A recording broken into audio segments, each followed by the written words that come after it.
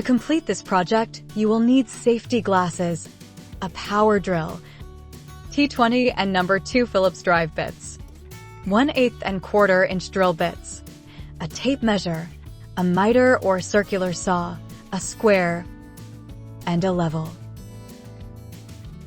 Before beginning the rail installation, use a level and square to check that all posts are plumb and square in both directions.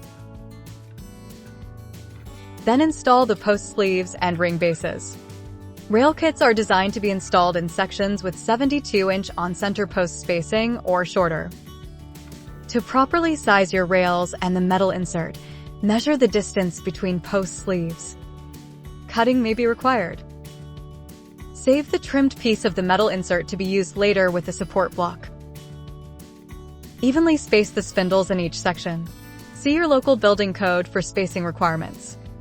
Verify all spindles are the same length. Cutting may be required.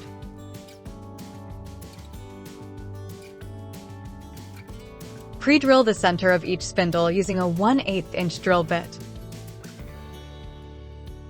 Pre-drill the side of the end spindles with a 1/8 inch drill bit at a 60-degree angle.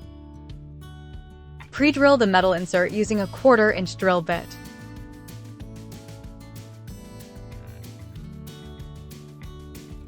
Fasten the spindles to the metal insert using 3.5 inch premium deck screws.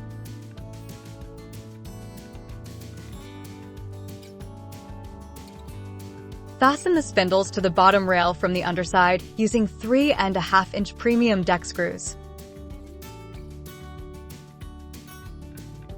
Slide the top rail over the metal insert. This is intentionally a tight fit. Use dish soap as lubricant if needed. Use a rubber mallet to assist if needed. Pre-drill the trimmed piece of metal insert and attach the support block with a 3.5 inch premium deck screw.